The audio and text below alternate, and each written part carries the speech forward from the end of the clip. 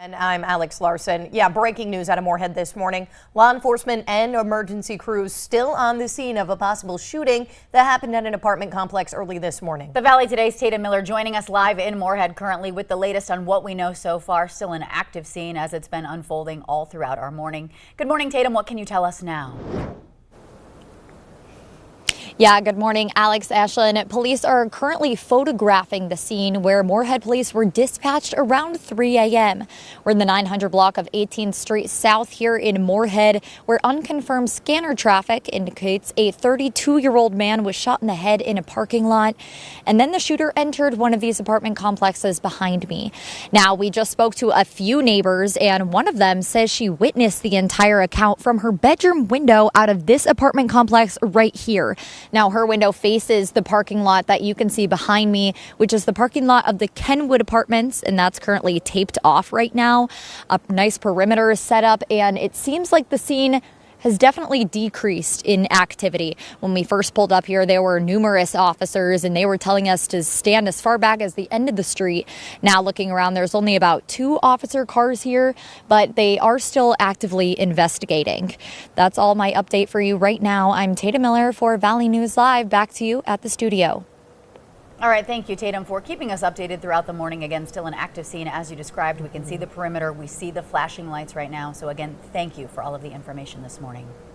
And you at home, it's a good idea to keep that VNL News app handy for any updates on our breaking story happening now. You can download and use it for free. Just search VNL News in the App Store. The head of the Secret Service officially leaving her post. Secret Service Director Kimberly Cheadle announcing her resignation just 9 days after the assassination attempt on former President Donald Trump. North Dakota Senator Kevin Cramer and Representative Kelly Armstrong speaking with Valley News Live yesterday following her decision. No, it didn't surprise me that she stepped down. Frankly, I think it was the best thing for her, the best thing for the Secret Service. But there are still a lot of questions that have to be answered. Just because she resigned doesn't mean she's off the hook. Really in trouble when Chairman Comer and Ranking Member Raskin immediately after the hearing sent a bipartisan letter calling for your resignation. But in reality, I mean, she was going to be forced to resign the minute the shot occurred. Deputy Director Ronald Rowe has now been appointed as the acting director of the Secret Service until President Biden names a new one. And former President Donald Trump set to speak at a rally in St. Cloud on Saturday with his running mate, J.D. Vance. Doors for the event open at 3 p.m. It is scheduled to begin at 7 p.m. And Valley News Live will have a team there bringing you coverage from the rally again happening Saturday night. And if you want to go, we've got tickets to we've got registration for tickets on our website, valleynewslive.com. Just click on this story. We're now learning a 2-year-old child out of Bagley, Minnesota is dead after drowning on July 14th. We originally reported it that day. We had told you that the child had been life-flighted to a Fargo hospital after being found unresponsive in a swimming pool. It happened at a home in Nora Township. Now, a GoFundMe page says 2-year-old John Lavelle was found by his parents. They say Johnny had no pulse and was then life-flighted to Fargo. An obituary says he died Friday at Sanford. Funeral services are going to be this Friday at 2 at the Country Faith Church in Clearbrook, Minnesota. We have links to that GoFundMe available on our website. All you need to do is head on over to valleynewslive.com and click on the story. The former mayor of Grand Forks, Pat Owens, passing away at the age of 83. She worked for the city for 33 years prior to becoming mayor. She also led the city through its recovery efforts during that historic flood of 1997. Grand Forks current mayor Brandon Bochensky says on behalf of the entire community of Grand Forks, I'd like to express my gratitude to the work that Mayor Owens did for our city. It is safe to say Grand Forks would not be the city it is today without the work of Pat Owens. Happening today, a Fargo woman accused of attempted murder for running down several people with her car is due back in court. Court documents say Princess Guay was arguing with a woman outside the Cairo restaurant and bar. This was back in February when she allegedly tried to run people over. Guay has pleaded not guilty, though, to all 6 charges against her. Be sure to look for any updates later on today here on Valley News Live as we continue our coverage. Well, shaping up to be a pretty wonderful Wednesday if you're getting ready to step out the door. We're sending things right on over to meteorologist Lisa Green for a look at the details. Hi, Lisa.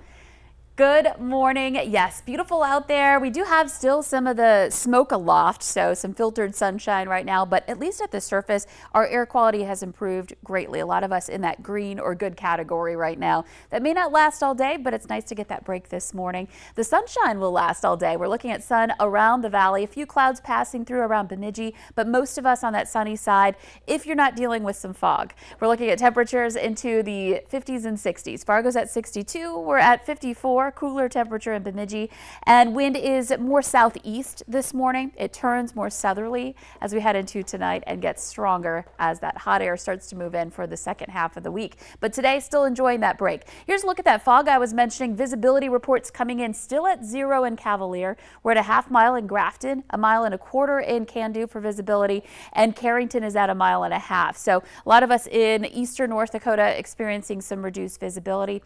There may be some lower visibility over in Waskish as well, seeing some areas around that Red Lake area with a little bit of fog.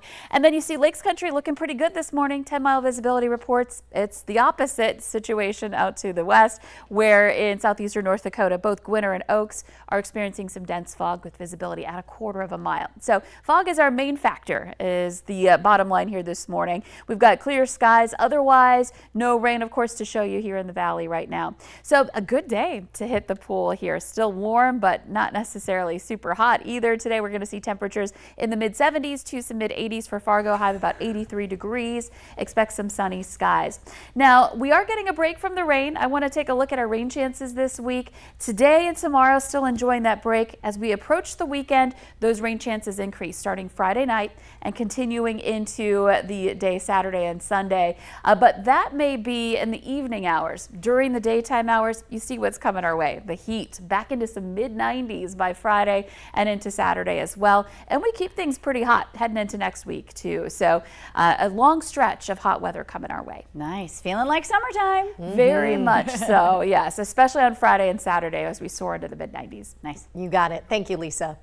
Well, as we inch towards August, the start of the school year is getting closer, and already many families have started back to school shopping. Yeah, you may be feeling that pinch in your wallet too. Parents, you should be prepared to spend more this year.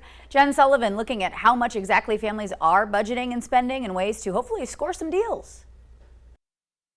The start of the new school year is just around the corner, and that means it's time to start thinking about back to school shopping. We're expecting consumers shopping for back to school and back to college to spend at near record amounts. Parents are preparing to spend big on supplies this year. The National Retail Federation estimates families with children in elementary through high school plan to spend an average of $874.68 on school supplies, clothes, electronics, based on their annual survey. While that's $15 less than last year's record of $890.07, it's still the second highest amount in the survey's history. Nationally, the group expects U.S. families will spend close to $39 billion on back-to-school shopping. The top reason people say that they start early is to spread out their budget. Parents are budgeting on average about $310 for electronics, $254 on clothing and accessories, $142 for school supplies, and $171 for shoes. College students are bracing to spend even more, with the average student expecting to shell out $1,364.75 on items for the upcoming school year. We know that things like electronics are a much bigger portion of back to school and college spending than they used to be. So, what are some ways families can save? We know that discount stores have certainly carried a larger variety of school supplies, and as consumers are looking for value these days, that is another top destination for them. For Consumer Watch, I'm Jen Sullivan. Well, remember, Minnesota DOT and the Highway Patrol are sending out reminders for people heading out to WeFest next week. Already happening. Yeah, Wow. can you believe that? If you're traveling on I-94, there's going to be construction you're going to run into on Highway 59 in Pelican Rapids. If you are traveling with large campers or trailers, officials suggest you use Highway 34 to Highway 59. But if you're coming from the east, Highway 34 is also under construction and closed between Osage and Park Rapids. You can see it on your screen there. So you're going to have to follow that detour on Highway 71 and County Road 48. And we also have these detour maps posted on our website, valleynewslive.com. And remember, State Patrol says no parking allowed along Highway 59 prior to noon on Monday, July 29th. Afternoon, though, you can line up along the highway at your own risk. You are told to stay with your vehicle at all times or it could be towed. And a heads up, due to the Olympics airing on KVLY, we have some big changes coming to our programming that we want to tell you about. The opening ceremony is this Friday, so we're not going to have a 6 p.m. newscast. And starting this Saturday, Wheel fans, Wheel of Fortune moves on over to KXJB. That's to make room for our Olympic Ozone show. So you can catch Wheel on KXJB in place of our 6:30 p.m. news. And starting this coming Monday through Friday, August 9th, Valley News Live at 4 p.m. will not be airing. North Dakota Today from 9 to 10 a.m. also temporarily moving over to KXJB during the Olympic coverage. Well, the Today Show and CBS Mornings just about to start. Thank you all so much for waking up and joining us on our Wednesday. If you have a chance to get outside, today's your day to do so. Thanks again for tuning in. I'm Ashlyn Hill. I'm Alex Larson. Enjoy your wonderful Wednesday. See you tomorrow.